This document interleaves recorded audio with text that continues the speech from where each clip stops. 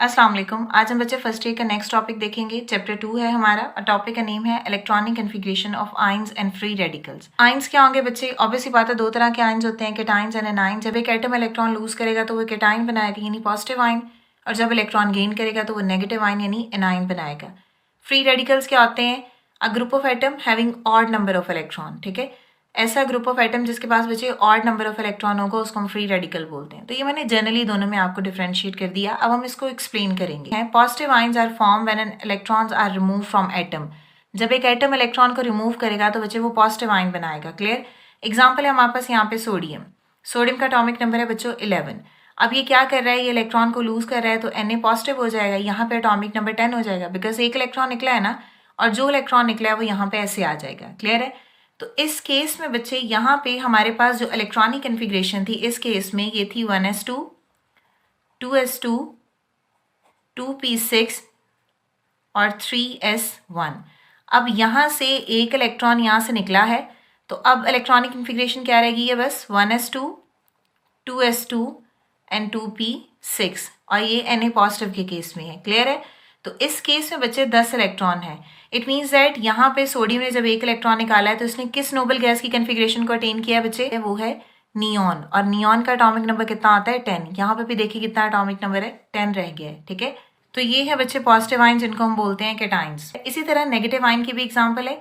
Negative ions are form when an atom gain electron. जब एक atom electron को बच्चे गेन करेगा तो उस पर नेगेटिव चार्ज आएगा। अब डिपेंड करता है कि उसने एक इलेक्ट्रॉन, जैसे लूज पे होता है ना, जब एक इलेक्ट्रॉन लूज करेगा तो एक पॉजिटिव चार्ज आएगा, दो इलेक्ट्रॉन लूज करेगा तो 2 पॉजिटिव चार्ज आएगा। इसी तरह जब एक एटम इलेक्ट्रॉन बच्चे गेन करेगा तो उसी के अकॉर्डिंग चार्ज आएगा। एक इलेक्ट्रॉन गेन करेगा तो नेगेटिव, दो इलेक्ट्रॉन गेन करेगा तो -2। तो इसमें एग्जांपल है बच्चे हमारे पास सल्फर की। सल्फर का एटॉमिक नंबर होता है 6। सल्फर जो है वो दो इलेक्ट्रॉन को एक्सेप्ट करेगा और बच्चे बनाएगा सल्फाइड आयन। ये है बच्चे सल्फाइड आयन। ठीक है, अब आप देखो बच्चे 16 एटॉमिक नंबर इसका है। जब इसने दो इलेक्ट्रॉन एक्सेप्ट किए तो एटॉमिक नंबर क्या आ जाएगा? 18। अब आप जरा इलेक्ट्रॉनिक कन्फिग्रेशन लिखो क्या होती है। अब जब सल्फर ने बच्चे दो इलेक्ट्रॉन एक्सेप्ट कर लिए तो इस केस में इसकी इलेक्ट्रॉनिक कन्फिग्रेशन हमारे पास ये बन जाएगी 1s2, 2s2, 2p6, 3s2 और 3p6। ये कितने इलेक्ट्रॉन है बच्चे? टोटल 18 है। और इसने किस नोबल गैस की कन्फिग्रेशन को अटेन किया है? इसने किया है बच्चे आर्गॉन को, और आर्गॉन का एटॉमिक नंबर होता है बच्चों 18। जब भी कोई एटम इलेक्ट्रॉन गेन या लूज करता है वो नियरेस्ट नोबल गैस की इलेक्ट्रॉनिक कन्फिग्रेशन को अटेन करेगा। यहाँ तक क्लियर है? इसी तरह नेक्स्ट कुछ बच्चे प्रॉपर्टीज हैं। Metals atom remove valence electron and form positive. इसी तरह बच्चों मेटल्स एंड नॉन मेटल्स में भी डिफरेंस होता है। मेटल्स क्या करते हैं? ये प्रेफर करते हैं इलेक्ट्रॉन को लूज करना, और जब वो इलेक्ट्रॉन लूज करेंगे तो पॉजिटिव आयन बनेगा, उसको हम बोलते हैं केटाइंस। इसी तरह जो नॉन मेटल्स हैं ये प्रेफर करते हैं इलेक्ट्रॉन्स को गेन करना, जब वो इलेक्ट्रॉन गेन करेंगे तो नेगेटिव आयन बनेगा, जिसको हम बोलते हैं एनाइंस। अब हमारे पास एग्जाम्पल है पोटाशियम से लेके जिंक तक। अब पोटाशियम से लेके जिंक तक कुछ एलिमेंट्स नॉर्मल एलिमेंट्स हैं और बाकी जो एलिमेंट है वो है बच्चे ट्रांजिशन एलिमेंट्स। अब देखो यहाँ के केस में s है और यहाँ पे d ऑर्बिटल्स कंप्लीट हो रहे होंगे। अब देखो यहाँ पे जो है वो s सब शेल है और यहाँ पे जो है वो d सब शेल कंप्लीट हो रहा होता है। अगर n1 है तो उस केस में बच्चे k सब शेल होगा और इस केस में सिर्फ एक ही सब शेल होगा जो कि है s। ठीक है, अगर ये 1 है तो ये 1s होगा। इसी तरह अगर n2 है तो उस केस में l शेल होगा और इस केस में यहाँ पे क्या होगा? sp होगा और p भी होगा। अब s कौन सा है? 2, और p भी कौन सा है बच्चे? 2, बिकॉज n2 है ना। इसी तरह यहाँ पे अगर n3 है तो इट मीन्स दैट इस केस में हमारे पास m शेल है, तो इस केस में 3s होगा, 3p होगा और 3d होगा। नेक्स्ट है बच्चे n4। n4 के केस में बच्चे यहाँ पे क्या होगा? चारों सब शेल होंगे, तो इट मीन्स दैट 4s होगा, 4p होगा, 4d होगा और 4f सब शेल होगा। ऐसे ही है। लेकिन यहाँ पे देखो हमारे पास अगर यहाँ पे देखा जाए तो 3d पहले आता है और 4s बाद में आता है। लेकिन जब हम इलेक्ट्रॉन की फिलिंग करते हैं बच्चे तो 4s सब शेल पहले फिल होता है 3d से। इसका रीजन क्या है? अकॉर्डिंग टू ऑफ-बॉ प्रिंसिपल इलेक्ट्रॉन की फिलिंग उस शेल में पहले होगी बच्चे जिसकी एनर्जी लो है। तो अगर आप 4s और 3d को कंपेयर करो तो 4s की एनर्जी 3d से कंपैरेटिवली कम होती है। यही वजह है कि 4s सब शेल जो है वो पहले फिल होता है 3d की निस्बत। क्लियर है? तो ये बात आपने ध्यान रखनी है कि जब भी इलेक्ट्रॉनिक कन्फिग्रेशन होगी वहाँ पे 4s सब शेल पहले फिल होगा 3d की निस्बत। क्यों? क्योंकि 4s की एनर्जी 3d से कंपैरेटिवली कम होती है। क्लियर है? ये सीक्वेंस है, लेकिन ये ऐसे क्यों फॉलो नहीं होता? उसका रीज़न ये है। ठीक है, रीज़न है उसका कि 4s की एनर्जी जो है वो कम होगी 3d से, इसलिए 4s पहले फिल होगा। यहाँ तक क्लियर है? और जब इलेक्ट्रॉन बच्चे रिमूव होगा तब भी वो 4s से ही पहले रिमूव होगा, ठीक है। When atom of a d block elements lose electron to form ions, the 4s electron are lost first. तो जो 4s के इलेक्ट्रॉन है वो पहले लॉस्ट होंगे। ऑलरेडी हमने इलेक्ट्रॉनिक कन्फिग्रेशन समझी है तो इसलिए मैंने डायरेक्ट अब लिख दी है।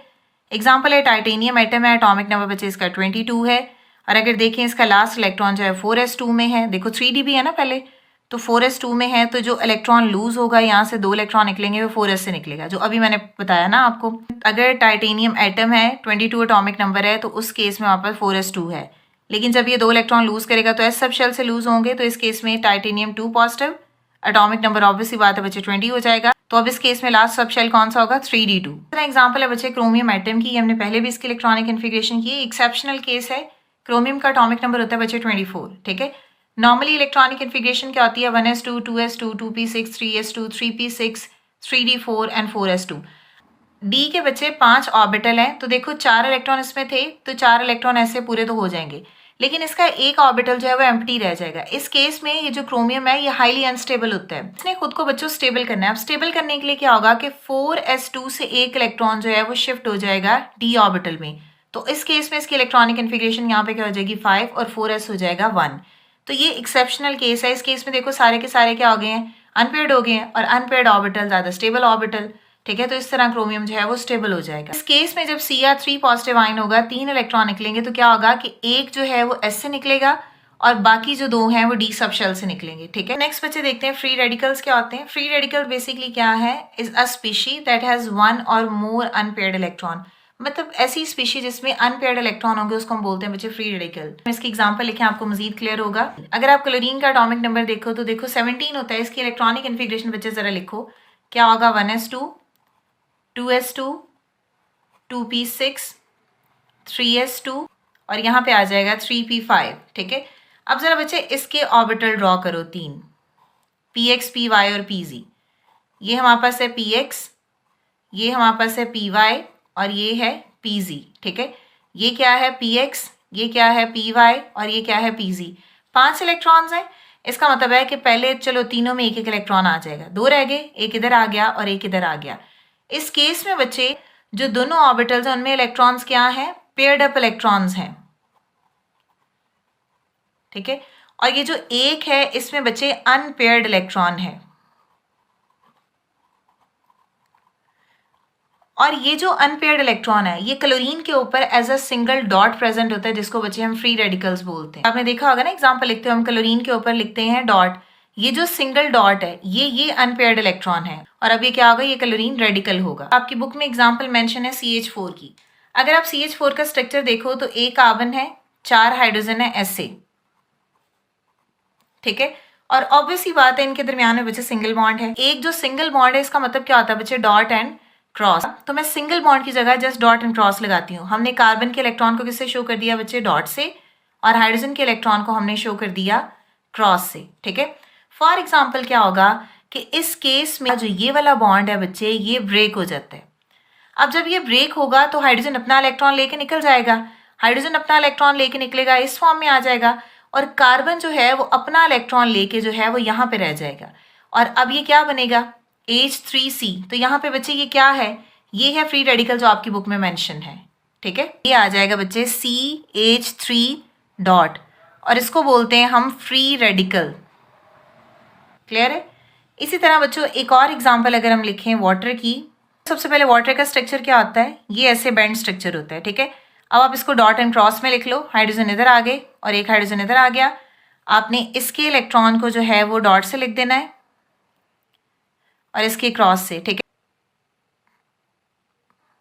ठीक है। तो ये 2 लॉन पेयर ये भी लिख दिए। अब इनके दरमियान फॉर एग्जांपल बच्चे ये वाला बॉन्ड हो गया है ब्रेक।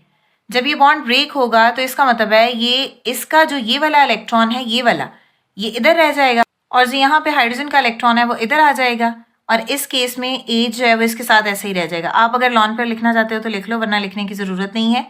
तो ये किस फॉर्म में एग्जिस्ट करेगा बच्चे? ये होगा OH, और रेडिकल क्योंकि O पे है तो इसलिए यहाँ पे आएगा।